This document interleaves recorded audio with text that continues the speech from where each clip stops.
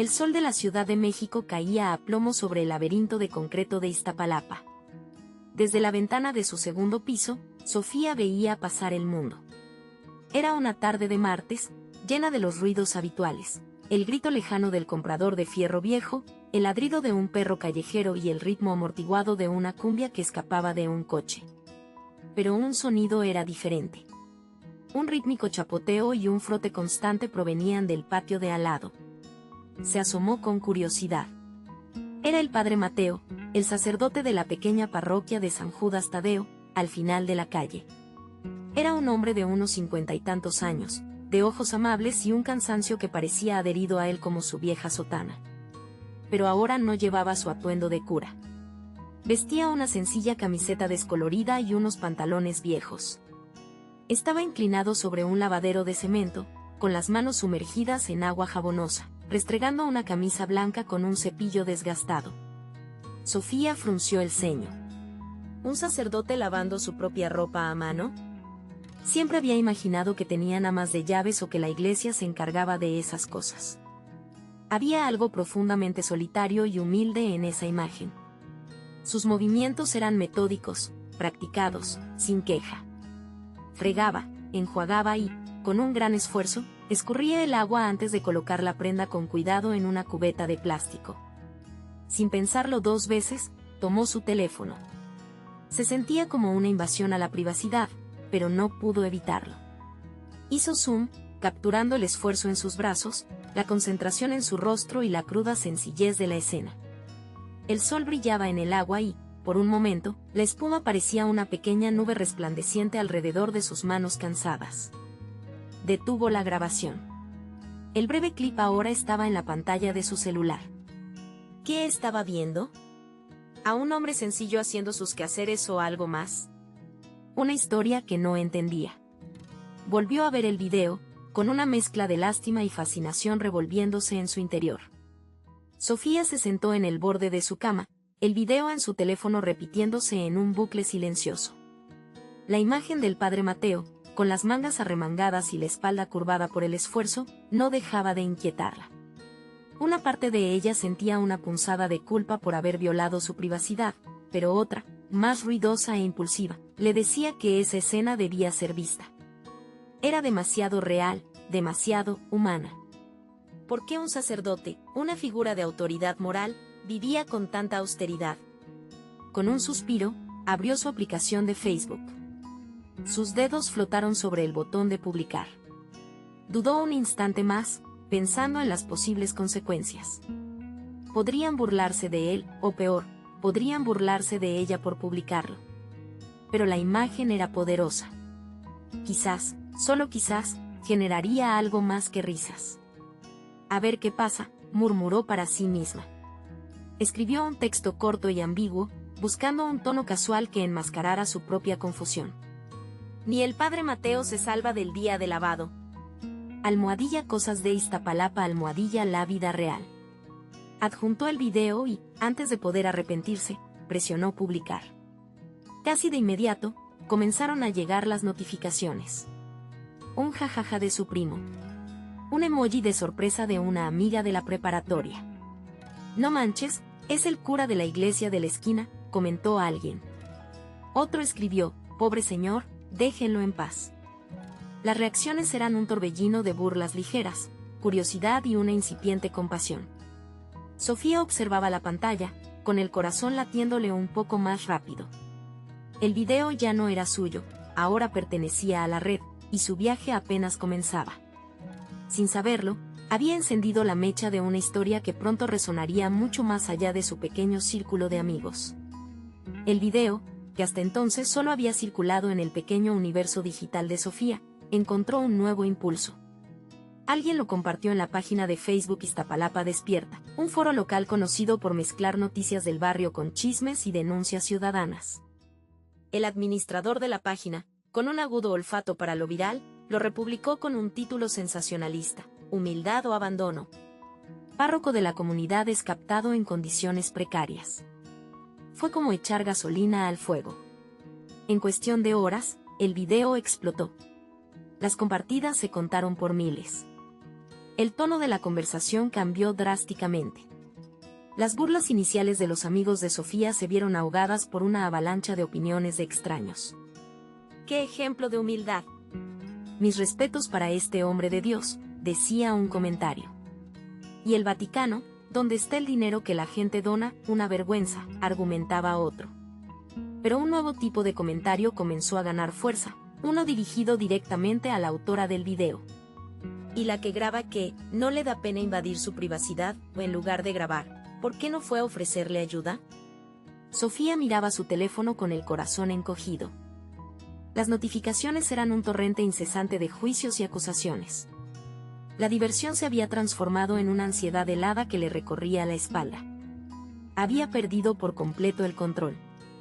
Mientras tanto, a unas pocas calles de distancia, el padre Mateo terminaba de barrer la entrada de la pequeña parroquia. El sol de la tarde caía a plomo sobre el asfalto, y el sacerdote se secó el sudor de la frente con el dorso de la mano, completamente ajeno a la tormenta que se gestaba en la red sobre su sencilla vida.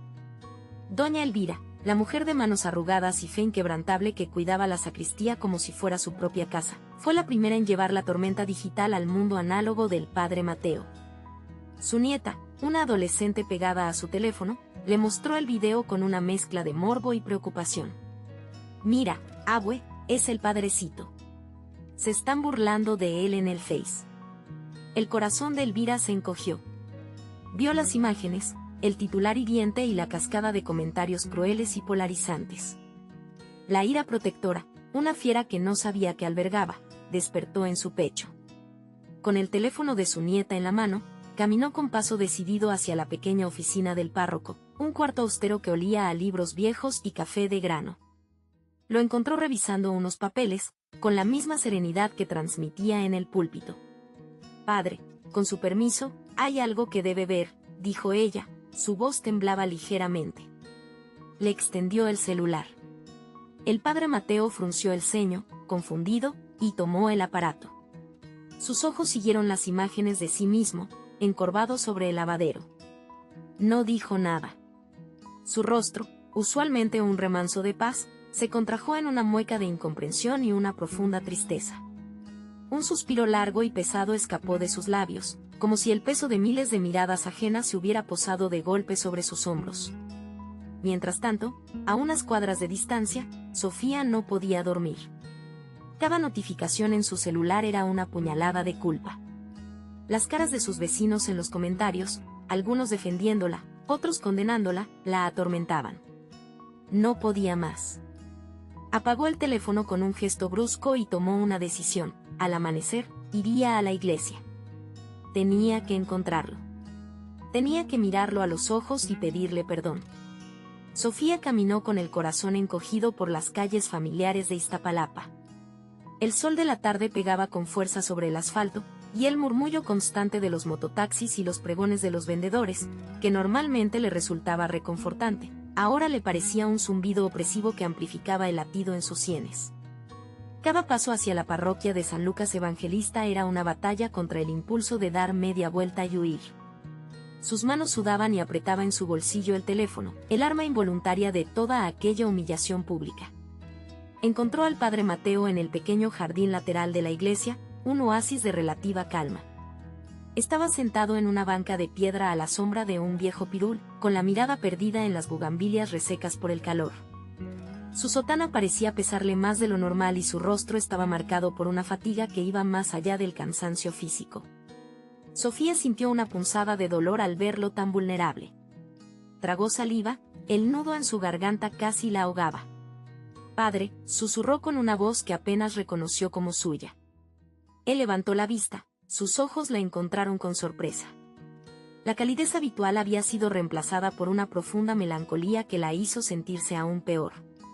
Ella se acercó lentamente, con la cabeza gacha. «Padre Mateo, yo necesito confesarle algo». Las palabras salieron atropelladas, torpes. «El video, el que está en internet. Fui yo. Yo lo grabé y lo publiqué». Finalmente, alzó la vista, enfrentando su juicio con los ojos llenos de lágrimas. «Fue una tontería, no sé en qué estaba pensando. Empezó como una broma estúpida y se salió de control. Le juro que mi intención nunca fue lastimarlo ni burlarme de usted. Lo siento tanto, padre. De verdad lo siento. Su voz se quebró por completo al final. El silencio que siguió fue denso y pesado, cargado con el peso de su confesión. El padre Mateo la observó fijamente, su expresión indescifrable, mientras el futuro de ambos pendía de un hilo en aquel jardín silencioso. El silencio en el pequeño jardín de la parroquia se sentía denso, pesado, solo interrumpido por los sollozos ahogados de Sofía. El padre Mateo, que hasta ese momento había permanecido como una estatua de piedra, finalmente exhaló un largo y cansado suspiro. Sus hombros, antes tensos, se relajaron ligeramente. Bajó la mirada hacia sus manos, las mismas que Sofía había grabado fregando la ropa, y las observó como si no fueran suyas. No estoy enojado, hija, dijo finalmente, su voz suave pero cargada de una tristeza palpable que caló más hondo que cualquier regaño. Estoy decepcionado. Herido. Levantó la vista y sus ojos se encontraron con los de Sofía, llenos de una compasión que ella no sentía merecer. Ese lavadero y esa barra de jabón eran de mi madre, continuó, su voz temblando por un instante. Crecí en un pequeño pueblo de Oaxaca, en una casa con piso de tierra. Mi padre trabajaba en el campo desde el alba hasta el anochecer, y mi madre lavaba la ropa de todos a mano. Sus manos siempre estaban ásperas, pero su sonrisa nunca se borraba. Hizo una pausa, perdido en el recuerdo. Cuando ella falleció, me dejó muy pocas cosas. Ese lavadero es mi conexión con ella, con mis raíces. Lavar mi propia ropa así no es una penitencia, es un acto de amor. Es mi forma de recordar de dónde vengo, de honrar el trabajo de mis padres y de mantenerme humilde ante Dios y ante mi gente. Es algo íntimo, Sofía. Algo sagrado para mí. Cada palabra era un golpe para Sofía. La vergüenza que sentía se transformó en un dolor profundo y empático. Había tomado un tesoro personal y lo había arrojado a las fieras por una risa barata. Padre, yo no lo sabía. Lo siento tanto, balbuceó, las lágrimas corriendo de nuevo. Haré lo que sea para arreglarlo. El sacerdote asintió lentamente. El daño ya está hecho. Pero quizás de este feo error, puedan hacer algo bueno. La gente está hablando. En lugar de escondernos, ¿qué tal si les damos algo real de qué hablar? Juntos. La propuesta quedó flotando en el aire, una inesperada oferta de redención. Bajo la guía serena del padre Mateo, Sofía preparó su declaración. No sería un texto, decidieron que sería un video, cara a cara, para que la gente viera la sinceridad en sus ojos. Sentada en la misma banca donde confesó su culpa, con el lavadero de piedra como telón de fondo, Sofía comenzó a hablar. Su voz, al principio quebrada, ganó fuerza a medida que fluía su arrepentimiento. Cometí un error, admitió sin rodeos, un error nacido de la ignorancia, no de la malicia.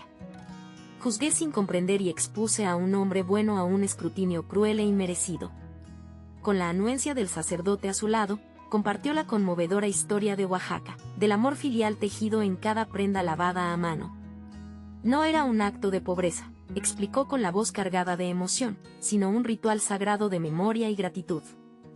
El video se propagó con la misma velocidad que el primero, pero su efecto fue diametralmente opuesto. La burla se transformó en una ola de admiración que recorrió todo el país.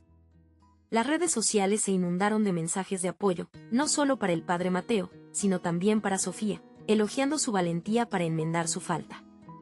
La historia del sacerdote resonó profundamente. Miles de personas compartieron sus propias historias de sacrificio familiar y trabajo honrado, uniendo a México en un diálogo sobre los valores que realmente importan. Meses después, el patio de la parroquia en Iztapalapa era un hervidero de vida. Inspirados por la respuesta nacional, Sofía y el padre Mateo habían lanzado un proyecto comunitario, un centro de apoyo con lavaderos modernos donados y talleres de oficios. Sofía, ahora una líder comunitaria, supervisaba todo con una energía renovada. Habían demostrado que un error, enfrentado con humildad y perdón, no era un final, sino el comienzo de algo más grande, un testimonio de que la compasión podía lavar las manchas más profundas del juicio ajeno.